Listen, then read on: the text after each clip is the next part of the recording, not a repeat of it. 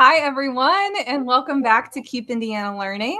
I'm Brenny Kummer, and I'm very excited to be here today with my fellow innovation coaches, Tim Arnold and Dianna Knox, for our very first episode of a dual book study series that we're doing discussing AI. So in this book study series, we're going to dig into the books Co-Intelligence by Ethan Mollick and AI for Educators by Indiana educator and author Matt Miller. So you can join us live whenever we have live streams, or you can catch any one of these episodes on the Keep Indiana Learning YouTube channel and reference it. We're going to be giving you lots of templates, resources, ideas, discussion questions, and lots of food for thought as you explore both of these books. So if you are, not living under a rock these days, you've probably heard a lot of conversation about AI. It's becoming increasingly integrated into our society. And it's crucial for educators to understand its potential to enhance teaching and learning while also recognizing some of the ethical considerations around it. So in this book study, we're aiming to empower our participants to explore the role of AI, maybe in your personal life, but also your professional, no matter what role you play in education. And we're also going to look at how students can be mindful of AI use, what that looks like for them, and streamline some of your workflows. So we'll share some practical tools, our own experiences. We have lots of different guests throughout this series, and I'm really excited to dig in. So we'll take sections of the book. This particular episode, we're going to be looking at the first two chapters as well as the introduction of Co-Intelligence by Ethan Mollick. I saw my lovely participants here holding up the book. I love that. I took the cover off of mine, so it doesn't look as pretty. I'm glad you guys kept yours on. I always fiddle with that when I read, so that's like the first thing I have to do so I'm not that distracted person the whole time. But before we dig into the exciting bits and elements and conversation of this chapter, a little bit more formal introductions. As I said, my name is Brenny Kummer. I'm the Assistant Director of Educational Technology in Columbus, Indiana, BCSC Schools. In my role, I do a lot with EdTech and UDL, and AI is something that's certainly been a lot of conversation in my school district and excitement. My prior experience includes teaching social studies. I know Tim is a former social studies teacher as well. I taught at middle school and high school. I love talking about UDL and social studies, innovative tech, and I'm also on the Indiana Connected Educators Board. So now I'm going to pass it off to one of my esteemed colleagues. Hi, my name is Tim Arnold, District E-Learning Specialist with the Richmond Community Schools. And prior to that, I spent 26 years as a 7 through 12 social studies educator. Along with these other two, I'm an innovation coach with Keep Indiana Learning. I'm a district Canvas admin, and I also serve as a member of the HEC board. Oh, the HEC board, such a great group of people.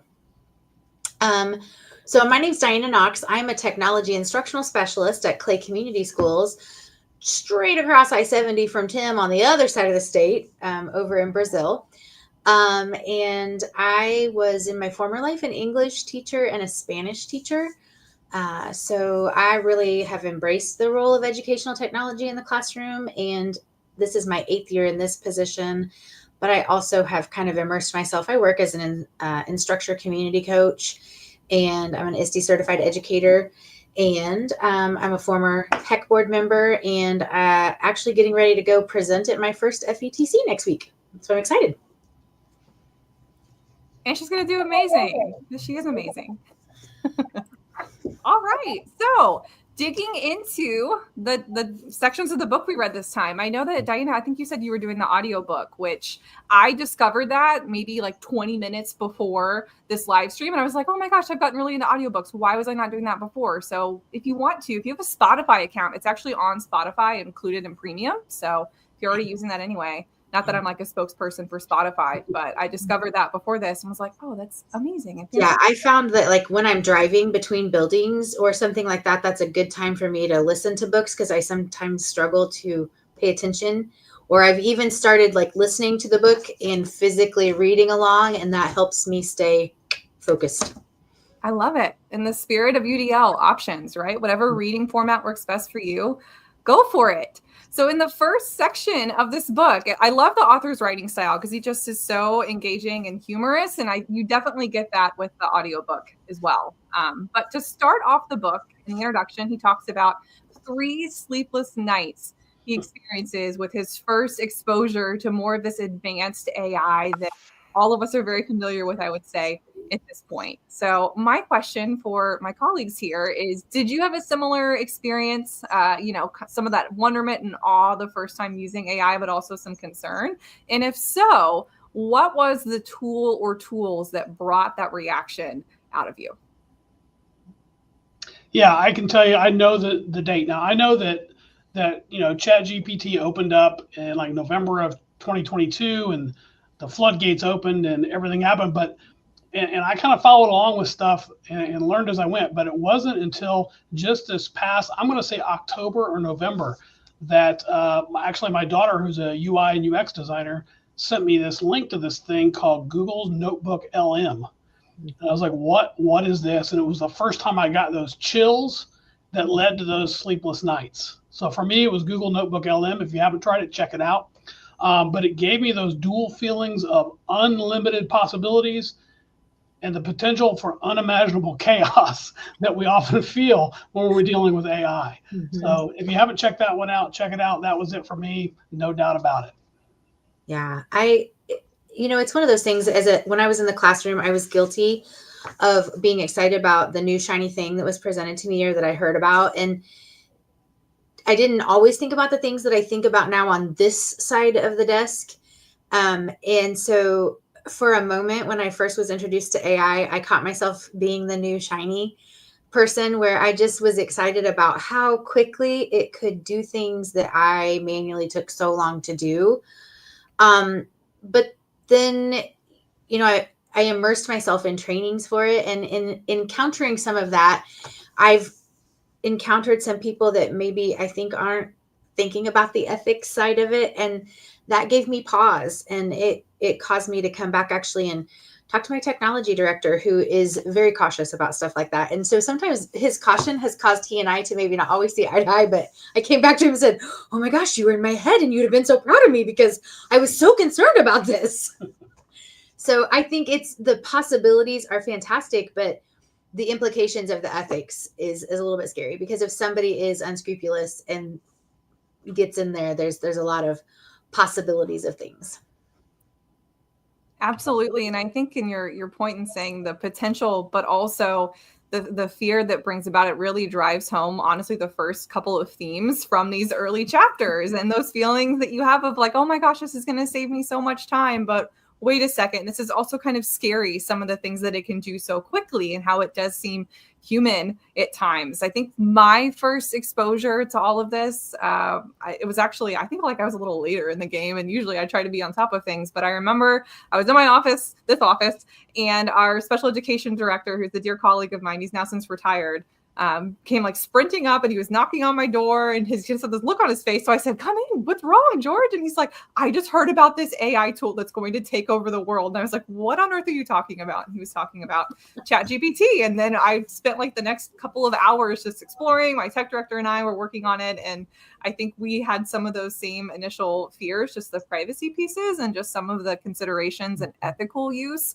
But I also was a little bit of like the shiny new toy effect, where this seems like it's going to be amazing and save me so much time. And it was just kind of wild to see some of the stuff that it could do, especially when I was thinking of research and writing papers and just some of the hours that would take, and how this just looks so different in that world and the different things that we'll need to emphasize as a result of that. So I loved the author starting off with that, because I think with any new tool that really challenges our thinking and is, an interrupter like this tool is, then you have those emotions of, wow, this is so exciting, but also some of the risks and concerns around it. And I love that the author kind of approaches AI as talking about it as an alien at times too, which is like exciting, but also adds in that fear element too, which I think is also kind of interesting. So looking into chapter 1 a little bit more, there's a lot of discussion on the different types of AI, which I kind of appreciated, because I know sometimes in my initial training I was leading on AI, I kind of just lumped it all into one, when really there's a lot of different types of AI, and it's not necessarily a brand new concept. AI's been around for a while, and there's different exposure and different types of tools out there and how they're advanced. And I know Tim wanted to specifically address one of those AI term acronyms. There's many acronyms in this book. So large language models, LLM.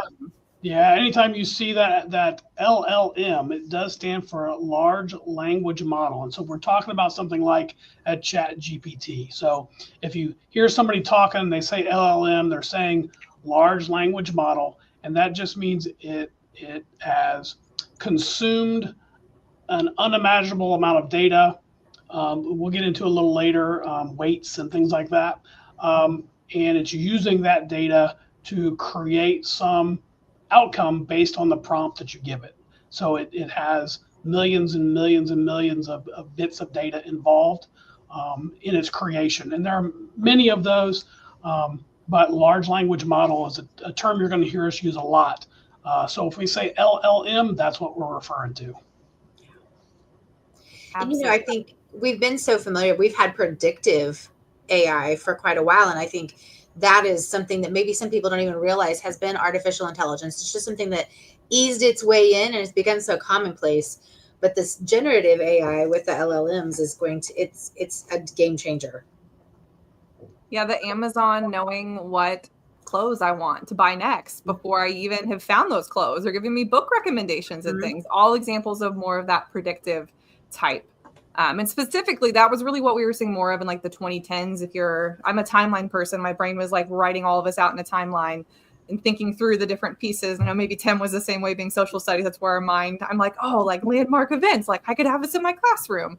But 2010s is where we saw more of like the customer service type of related AI, more of the predictive models. But 2017 is where we see a little bit more of a shift in what these tools can do. And specifically, I loved how the author wrote about transformers and parameters or weights. So basically, it's not just using predictive models, but giving more data and focusing more on how humans communicate. So moving away from kind of like the bad autocorrect, where it's not finishing your words or giving the correct words, and trying to give you more relevant responses. So there was more data given to the AI. It was trained on more models to basically improve perceived creativity and provide more varied answers. And I think that's what, Tim, were you going to say something about weights and what those do?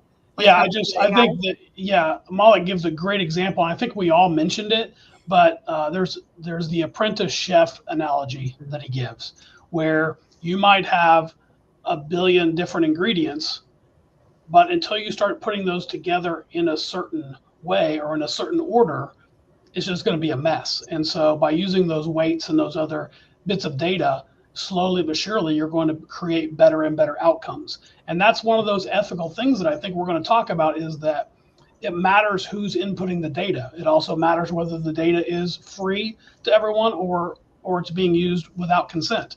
So the data that's being used is a large part of the building of the large language models. And what we do know is that it's only as the worst it's ever going to be is what it was today. It's getting better constantly, as long as the data that's being fed into it is the best data that we have. Well, and I think, that made me think of when something is free, I am the product. I'm not the consumer. So thinking about, we all in education, money is always a concern.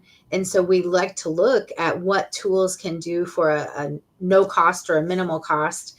And so I think that's the one thing that my tech director and I've always had those discussions about. When it's a free tool, I'm the data. So they're taking what I'm putting into the LLMs and they're using that to make those chatbots even better. Absolutely. I feel like both of you just had like mic drop quotes that need to be made into t-shirts. The worst version of AI is what we're using today. And there's no such thing as free, no such thing as a free lunch. These are all important things. And I think we certainly need to be talking about these. And I love that we're doing that now. And the chef analogy, we did all have that written down in our notes. So good. So good. And this is kind of a segue off of that. But if you're wanting to have conversations with students about what that is and putting this in a way that it's easier for students to understand too, there's a really good resource on code.org, AI for Oceans, where you can practice feeding the AI. It's a little like fish cleanup bot data. And it shows you if you feed it the wrong type of data or a certain type of data, then the output you get isn't necessarily the one that's intended. So really good activity, totally free on code.org, and it's gamified. So the kids love it. Fun way to show some of those pieces. Another piece that I wanted to point out from chapter 1, I put this in bold and highlighted all over my book too. On page 21, I love how he specifically called out and said that there's all these conversations about AI and it being scary sometimes because it seems human, but it's important to know that this is an illusion. It's a machine. It's not human. It's being trained to give more human-like responses, but it's so important to keep that in your mind's eye and also tell our students that too. Yes, I had a flashback to an episode of Big Bang Theory where Raj develops a crush on Siri when he first gets Siri because he was so flattered that it knew him and it paid attention to things. And I think that is when we don't know, it's so easy for us to forget it's a machine. So that was a great one. For me, that's one of the reasons I'm passionate now about putting AI in the hands of students responsibly, of course. We know that the large language models, they're data trained by the information that's available, and some of it is high quality and some of it is not. And so the more diverse the information, the more diverse the population of people inputting the information, the more reflective of humankind it's going to be. And so to me, that's the driving force for me, making sure we're using a platform that is safe for students, that is not using the data that they're producing, but is inputting the data to make the large language model better. And I think that's a pretty good segue into chapter 2 as I think about that. But that's the driving force for me at this time. Tim, you just, stole the words right out of my mouth. I was about to say, that's a great segue into chapter 2, which was really all about the ethical considerations and morality issues, mainly because AI doesn't have morality. It doesn't have any type of code of ethics. Now, while there are lots of researchers who are trying to build in some of these pieces and trying to incorporate human values, first of all, we know humans don't all have the same values and those kind of differ. People make bad decisions, things like that, but they're trying to build those in, and we just need to recognize that it's not perfect. Like Tim said, it's the worst version is the version that we're using today. And there were some interesting examples the author went through of just some scary things that AI can do. And there's ways to get around some of the, I guess, very loose ethical elements that have baked into these tools already. Yeah, I think when I got done reading this chapter, my thought was, well, I wasn't scared before, but now I am scared-ish, or maybe just a little more aware of what's going on. And the nice thing about that is that we know it can be improved. And the key to all of that is this reinforcement learning from human feedback, this RLHF. And the more of that we add, the better it's going to become, because we're clear that generative AI can and will distort and give biased representations of reality based on who's putting in the information. Mm-hmm. So I'm glad that those things are going on, and I hope to be a part of some of those. But it still doesn't take away the anxiety that it creates, if you know how to trick something with a prompt. Well, and I think it makes it so easy to be tempted. We know that some people are just tempted to take that easy way out. And I put in a prompt, and we've probably all been in trainings where they talk about that value of that prompt. What you put in is so important because it impacts the output that you get. So you're constantly refining and evaluating what you're putting in. But there are a lot of people that they're content to take that first iteration of it and call it good, where the true benefit of the learning for the LLM and for us is to keep refining and tweaking and diving a little bit deeper. Absolutely. And that's why it's so important that we build these critical thinking skills with our students. And I know Tim did a really good series with our other innovation coach, Stevie Frank, last semester on some of that. So if you were really interested in this, shameless plug, go and look at that series of live streams and resources, because it's chock full of lots of ideas, important conversations, and resources that you can utilize with students. And I think you all kind of, were hitting on this point too. But one of the pieces that I loved from the end of chapter 2, I felt like I need to go take a walk after I read this section, because I was also kind of stressed out and was like, oh my gosh, AI, what are we doing? Oh, I need to go chill out for a second.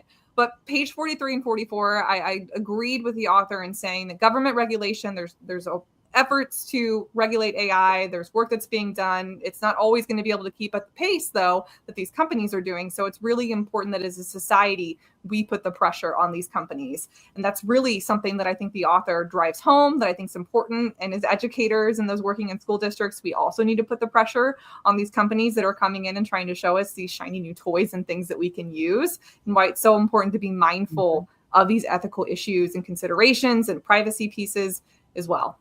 Well, and we don't want a machine to do our thinking for us. And I think back to last semester, I did a book study about the anxious generation and how social media and those uses and some of that is impacted. Well, if we take that and you combine it with this tendency that people might have to rely too heavily on the AI chatbots to just generate something simple for them to use, we lose that deep thinking and that critical evaluation that we need to do. And so that is important for educators, but society in general to advocate for that governance. Yeah, I don't know who said this first. I know I first heard it from Matt Miller. That is the phrase, don't outsource the thinking, outsource the work. Yes. And that's kind of been a mantra for us here at Richmond, is that we're still asking for good, deep, critical thinking on behalf of our teachers and our students. Now, it's going to create a bunch of work for us once we do that, but it needs the human element for it to be as effective as it can be. Yeah, that's one thing I've liked about our DOE guidance on AI is that keeping that human in the loop to keep that connectedness so that you're not losing that personal touch. Absolutely. Absolutely. Another big quote we can put on t-shirts and sell. All right. Well, honestly, kind of talking about that as a way to wrap up this block, I think is a key piece, keeping the human in the center of this, and really thinking about barring legal and ethical barriers, tinker with these tools, expose your students to them, make them aware of the limitations of these tools. And again, like Tim had said, don't outsource the thinking. Make sure that that's still an important part of what we're doing. So before I do the outro, Tim and Dianna, did you want to add anything else before we start to wrap up? Something that I thought is, we can't let fear keep us from working with our students on this. We have to embrace it. And so I always tell our teachers, like, don't you want to be a part of the conversation to introduce them to it so that we can get them started on the right path versus having to do the extra work. If they're already using it with poor habits, that's harder to fix.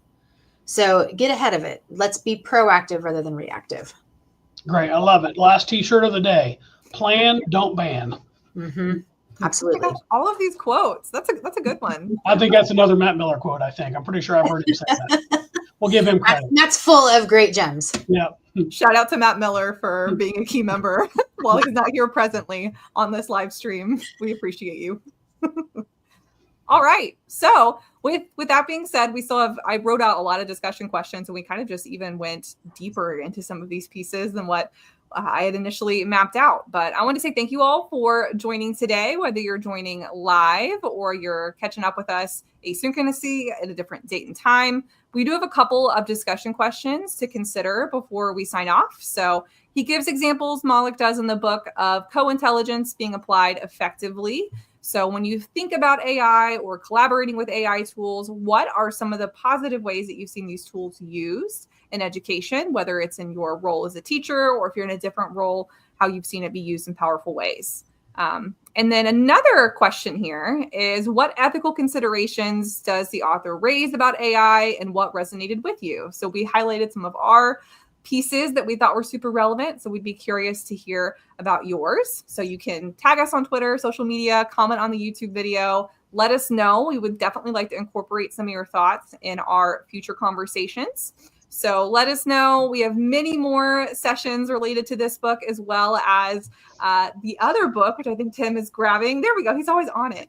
AI for Educators by, what do you know, Matt Miller, our esteemed colleague who is not here with us today, but his ideas were.